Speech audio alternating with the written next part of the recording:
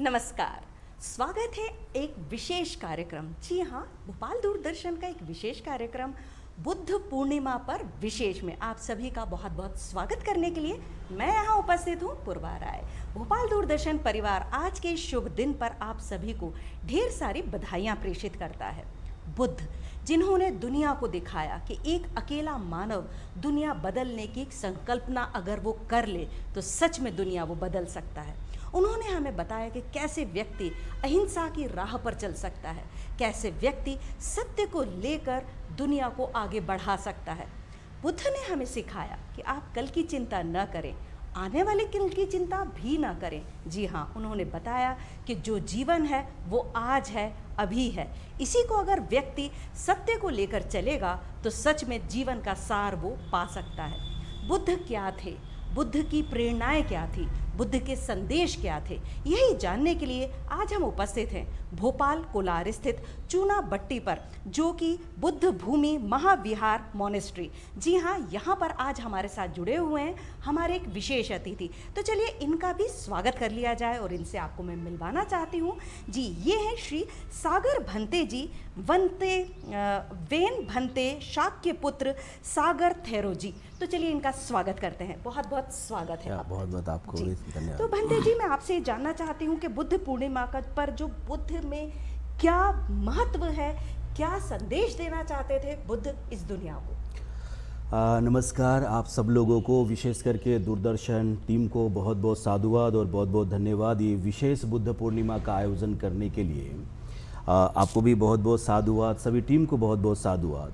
Actually देखा जाए तो बुद्ध पूर्णिमा, जिसे वैशाख बुद्ध पूर्णिमा कहा जाता है, ये वैशाख पूर्णिमा केवल मध्य प्रदेश या भारत में ही नहीं तो विश्व के विभिन्न देशों में जहाँ जहाँ पर भगवान बुद्ध को मानने वाले लोग हैं और जहाँ जहाँ पर लोग शांति सद्भावना में विश्वास रखने वाले लोग हैं, वहाँ वहाँ पर वैशाख बुद्ध पूर्णिमा बहुत ही हर्षोल्लास के साथ, बहुत ही धूमधाम के साथ और बहुत ही आध्यात्मिक रूप से उसे मनाया जाता है।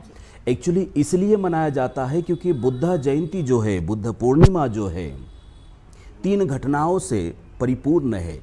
एक, वैशाख बुद्ध पूर्णिमा के दिन ही भगवान बुद्ध का मीन्स राजकुमार सिद्धार्थ राजकुमार का जन्म हुआ लुम्बिनी वन में, और इसलिए वैशाख पूर्णिमा बौद्धों के लिए बड़ी महत्वपूर्ण है।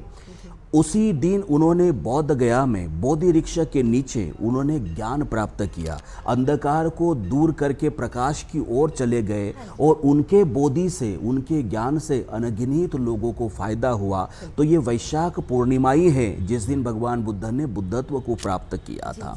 और 80 साल की उम्र में उन्होंने कुशीनगर में 2 शाल वृक्ष के नीचे उनका महापरिनिर्वाण हुआ। ये 3 घटनाओं की वजह से ये त्रिगुण पावन बुद्ध पूर्णिमा कहा जाता है। और इसलिए हर एक व्यक्ति के लिए, केवल बौद्धों के लिए नहीं, तो जो लोग शांति में, समानता में, आध्यात्मिकता में विश्वास रखते हैं, ऐसे हर एक व्यक्ति के लिए बुद्ध पूर्णिमा बहुत ही महत्वपूर्ण है। और देखा जाए तो बुद्ध पूर्णिमा पर केवल बौद्ध धर्मीय लोग नहीं तो अनेकों लोग बुद्ध पूर्णिमा को मनाते हैं। जी बिल्कुल, पूरा विश्व मनाता है। भंते जी, एक मन में सवाल उठता है कि जो बौद्ध धर्म है, कहा जाता है कि वो एक अलग धर्म है, जबकि जो हिंदू सनातन धर्म है, कभी कभी कहा जाता है कि ये इसकी ही एक शाखा है। तो क्या बौद्ध धर्म एक अलग धर्म है या फिर हिंदू सनातन धर्म की ही शाखा है? देखिए, बहुत अच्छी आपने बात बोली है। एक्चुअली देखा जाए तो बौद्ध धर्म 2500 साल पहले इस संसार में आया है। और भगवान बुद्ध ने स्वयं कहा है कि मैं किसी ईश्वर का पुत्र नहीं हूँ या मैं कोई भगवान नहीं हूँ, मैं कोई गॉड नहीं हूँ। भगवान बुद्ध ने कहा है कि मैं मार्गदाता हूँ, मोक्ष आपको खुद प्राप्त करना है। और इसलिए भगवान बुद्ध ने अपने इस मार्ग के अंदर उन्होंने आत्मा को नहीं माना है, उन्होंने अवतार को नहीं माना है, उन्होंने किसी भी ऐसी वस्तु को या ऐसे सिद्धांतों को नहीं माना है जो सालों साल से या पीढ़ी दर पीढ़ी चलते आ रही है। शास्त्र को भी नहीं माना है। और इसलिए बौद्ध धर्म जो है एक अलग ऐसा धर्म है। और आपने सनातन कहा, एक्चुअली भगवान बुद्ध के धम्म को सनातन भी कहा जाता है, क्योंकि भगवान बुद्ध का जो मार्ग है वो प्रकृति के विचारों को, प्रकृति के नियमों पर चलता है। और इसलिए जो सत्य है जो सत्य है वही सत्य होता है। और इसलिए भगवान बुद्ध के धम्म में, उनके विचारों में विभिन्न रूप में सनातन शब्द आया है। और इसलिए बौद्ध धर्म एक अलग धर्म है। बौद्ध धर्म इसलिए भी अलग है क्योंकि इस भारत में या विश्व में जितने भी धम्म हम लोगों ने धर्म देखे हैं, उन धर्मों की स्थापना जो है ईश्वर के ऊपर है, गॉड के ऊपर है, अल्लाह के ऊपर है। परंतु बौद्ध धर्म ही एक ऐसा धर्म है जो मानव के ऊपर आधारित है। बौद्ध धर्म में ईश्वर की सत्ता को नहीं माना जाता है और इसलिए भगवान बुद्ध के लिए मानव प्रथम है और उनके लिए, भगवान बुद्ध के लिए मानव ही अंत है। इसलिए भगवान बुद्ध ने इंसान को अपने धम्म के अंदर बहुत बड़ी गरिमा दी है और इसलिए हर एक व्यक्ति भगवान बुद्ध के सिद्धांतों को अपने जीवन में उतार कर वो दुख मुक्ति के मार्ग पर चलता है और अपने सारे दुखों को दूर करता है। तो इसलिए मैं आपको कहूँगा कि बौद्ध धर्म एक पृथक धर्म है जिसे आज विश्व के विभिन्न लोग मानते हैं। बौद्ध धर्म किसी शाखा बिल्कुल नहीं है। जी जी जी, मंदिर जी, कितनी ही अच्छी बात है कि एक, जिसे हम अगर मानते हैं कि वो ईश्वर का रूप थे लेकिन वो मानव रूप में जन्म लिया, उनकी सोच कितनी अच्छी थी कि उन्होंने मानव को ही ईश्वर माना। क्योंकि व्यक्ति तो ये कहता है ना कि कभी राक्षस बन जाता है, कभी अपने आप को ईश्वर मानने लगता है, लेकिन एक व्यक्ति के अंदर ईश्वर को देखना बहुत ही अच्छी बात थी।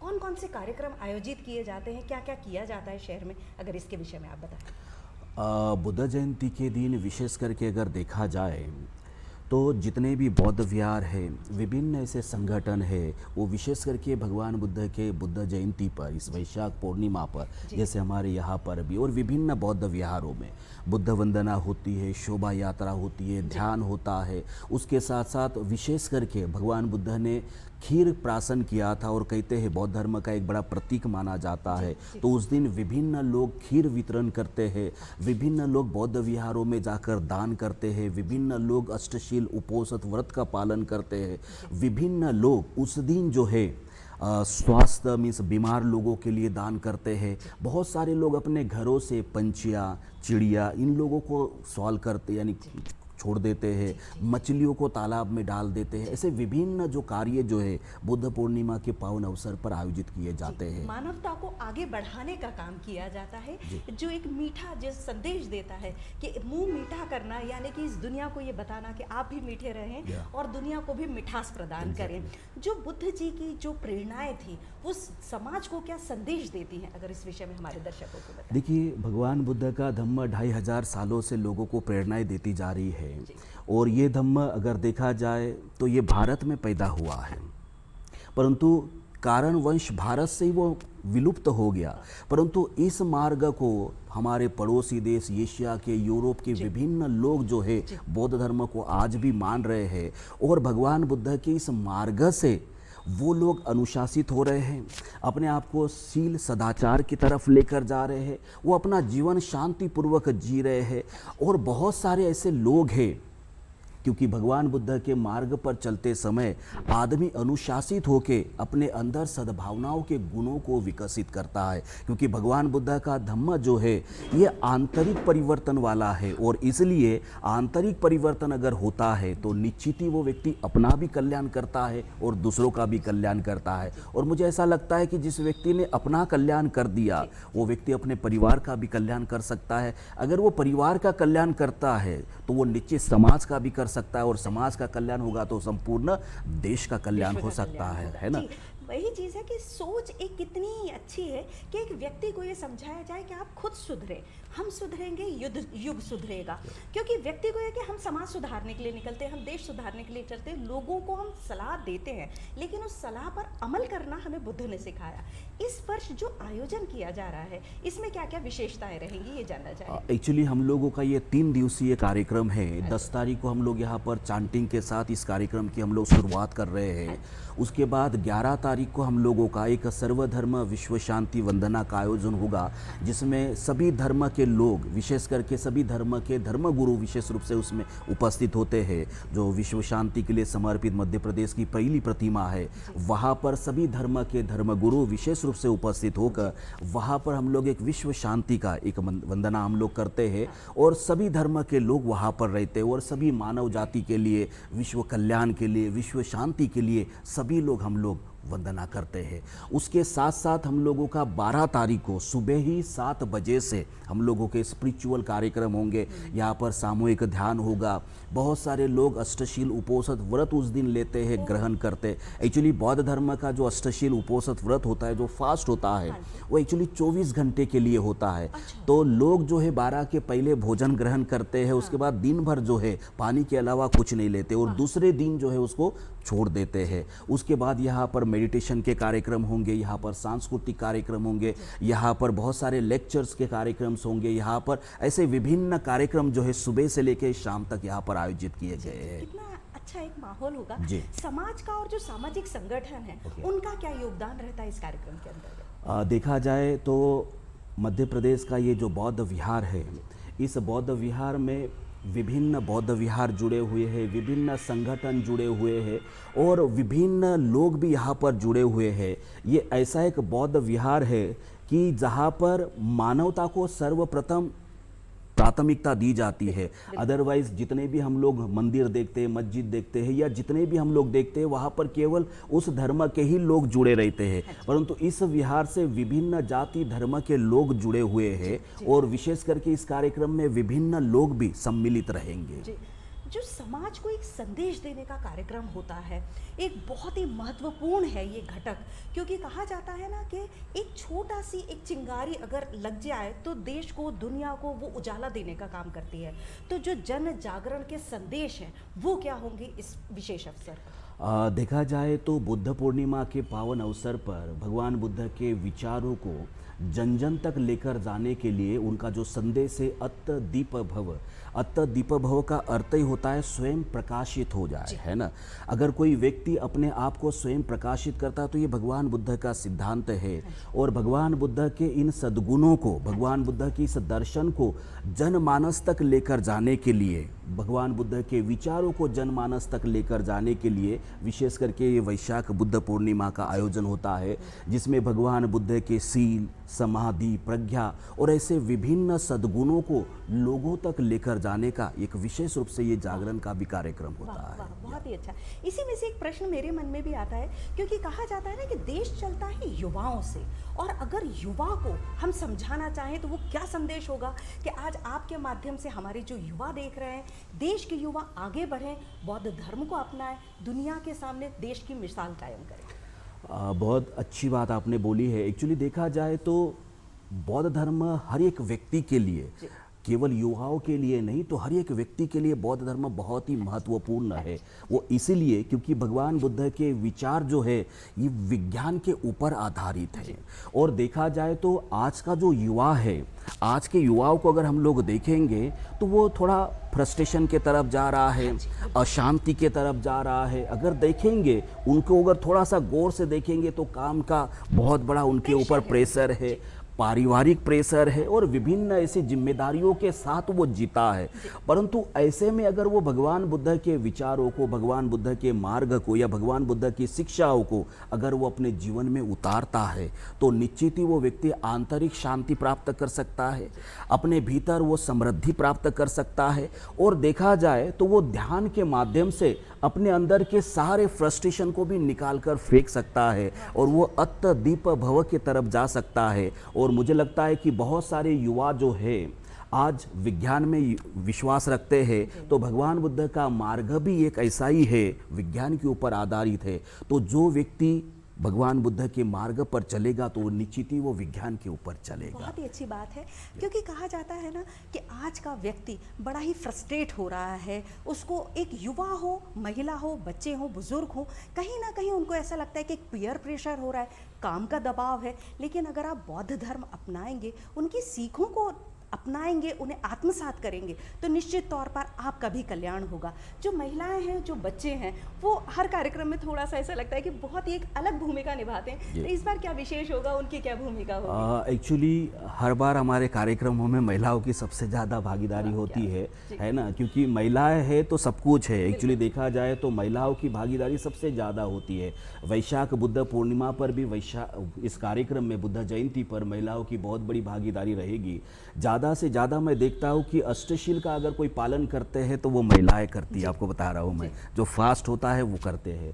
मेडिटेशन में अगर देखा जाए तो उनकी बहुत बड़ी ज़्यादा भागीदारी रहती है। हमारे यहाँ पर जो सांस्कृतिक कार्यक्रम होंगे वो सांस्कृतिक कार्यक्रम की भी ज़्यादा से ज़्यादा भागीदारी उन लोगों की होती है। और देखा जाए तो सेवा कार्य हो गए और ऐसे विभिन्न जिम्मेदारियाँ भी महिलाओं की होती है। तो इस कार्यक्रम में सबसे ज़्यादा महिलाओं की जिम्मेदारियाँ होगी। जी जी जी, महिला घर की एक धुरी होती है ना, जो सबको लेकर चलती है। तो हर प्रोग्राम का, हर कार्यक्रम का मुख्य अगर आकर्षण महिला रहे, और वो अपने, कहा जाता है कि महिला अष्टभुजाधारी होती है, वो सब कामों को संपूर्ण रूप से संभाल सकती है। तो महिलाओं का बहुत अच्छा योगदान है।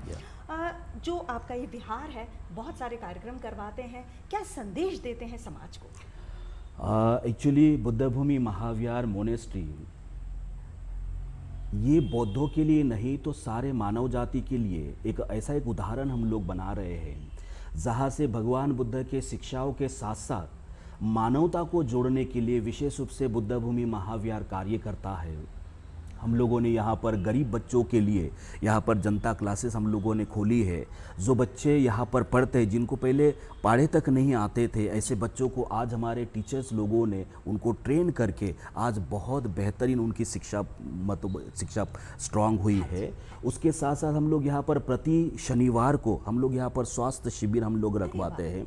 उसके साथ साथ हम लोगों ने यहाँ पर मध्य प्रदेश का, पूरे भारत का एक हम लोगों ने कॉन्सेप्ट यहाँ पर उतारा है, एक जनता फ्रीज, सामुदायिक फ्रीज के रूप में। तो वहाँ पर विभिन्न लोग अपने पुराने कपड़े और विभिन्न लोग जो है वहाँ पर अपना अन्न रखते हैं और हम लोग उनको फिर यहाँ पर बांट देते हैं। उसके साथ साथ हम लोग यहाँ पे सामूहिक मेडिटेशन भी हम लोग करवाते हैं। जो छोटे बच्चे हैं, इन बच्चों के लिए हम लोग हर रविवार को सामूहिक रूप से मेडिटेशन के कार्यक्रम भी यहाँ पर हम लोग अपना करवाते हैं।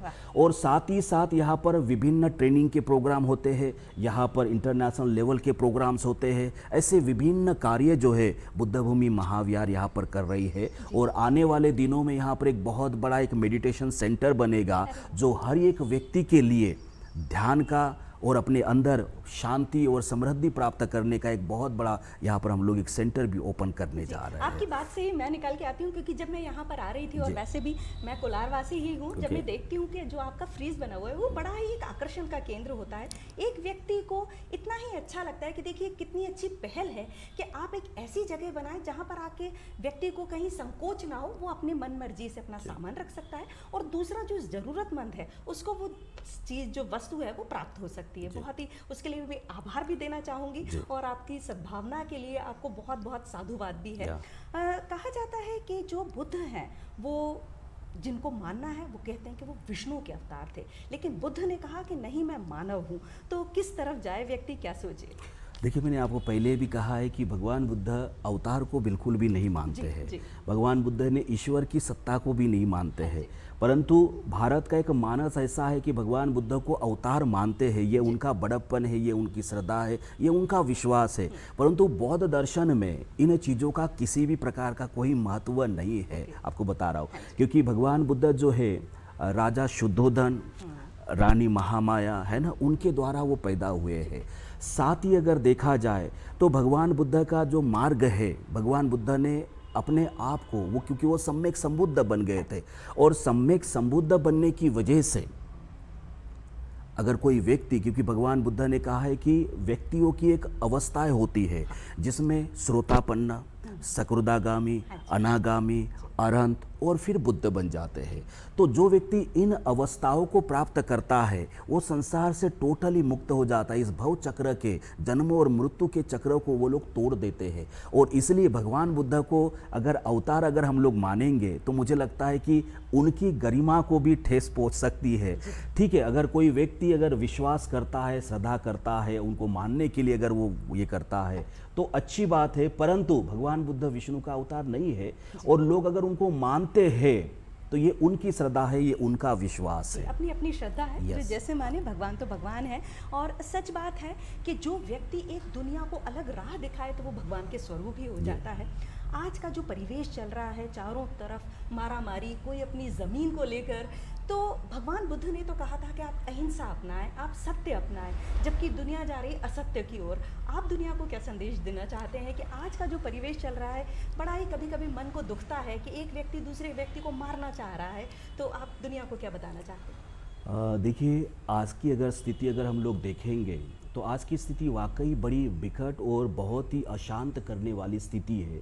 और ऐसे में कोई व्यक्ति भगवान बुद्ध के विचारों को, भगवान बुद्ध के मार्ग पर अगर वो चलता है तो निश्चित ही वो व्यक्ति अपने अंदर, अपने भीतर वो बहुत कुछ परिवर्तन कर सकता है। भगवान बुद्ध ने सबसे पहले पंचशील दिया है, पंचशील जिसमें 5 तत्व है, 5 शील है। अगर कोई व्यक्ति इस 5 शील का अगर पालन करता है, 5 शील को अपने जीवन में उतारता है और अपने जीवन में उसको अनुभव करता है, तो वो निश्चित ही वो व्यक्ति नैतिकता के पथ पर, सदाचार के पथ पर, और वो व्यक्ति अपने अंदर बहुत सारी अच्छाइयों को वो व्यक्ति आगे लेकर चल सकता है। और इसलिए भगवान बुद्ध ने ये पंचशील हर एक मानव जाति के लिए दिया है, जिसका अनुसरण अगर कोई व्यक्ति करता है तो वो व्यक्ति निश्चित ही सदाचार के ऊपर जा सकता है, सदाचार और नैतिकता का वो अपने जीवन में पालन कर सकता है। और देखा जाए तो भगवान बुद्ध का मार्ग जो है आज के परिवेश में हर एक व्यक्ति के लिए बहुत ही सुलभ है। और वो इसलिए भी क्योंकि भगवान बुद्ध ने 4 आर्य सत्य बताए हैं। भगवान बुद्ध ने कहा है कि दुख है तो उसका कारण भी है, अगर उसका कारण है तो उसको दूर भी कर सकते हैं, और दूर करने का मार्ग भगवान बुद्ध ने आर्य अष्टांगिक मार्ग बताया है। और इसलिए कोई व्यक्ति भगवान बुद्ध के मार्ग को अपने जीवन में उतारता है तो निश्चित ही व्यक्ति अपने भीतर अच्छाइयों को स्थापित कर सकता है, अपने भीतर अच्छाइयों को लेकर चल सकता है। और देखा जाए तो आज के परिवेश में हम लोगों को देखिए, लोगों की इच्छाएं बहुत ज़्यादा है। लोगों की इच्छाएं बहुत ज़्यादा है और लोगों की इच्छाएं कोई पूर्ति ना होने की वजह से उनको दुख होता है। लौकिकता जो है वो बेहद बढ़ गई है। दुनिया को ये लग रहा है कि मैं कैसे लूँ, कैसे नहीं लूँ। आपने बहुत ही अच्छी तरीके से समझाया है, हमारे जो दर्शक हैं वो जानेंगे। जी हाँ, उन्होंने आज ही बहुत ही एक अलग जो सुखानुभूति है उसका अनुभव किया है आपकी इन बातों से। आपको एक बार फिर से बुद्ध पूर्णिमा की बहुत बहुत शुभकामनाएं। आपको भी और आपका बहुत बहुत धन्यवाद, बहुत बहुत। जी हाँ, बुद्ध ने हमें ये सिखाया कि आप अगर धर्म के मार्ग पर चलें, आप अगर शांति के मार्ग पर चलें, आप अगर सत्य के मार्ग पर चलें, तो आप ज़रूर ईश्वर बन सकते हैं। आप सभी को भोपाल दूरदर्शन परिवार बुद्ध पूर्णिमा की एक बार फिर से बहुत बहुत शुभकामनाएं और बधाइयाँ देता है। अगले अंक तक के लिए मुझे आज्ञा दीजिए। नमस्कार।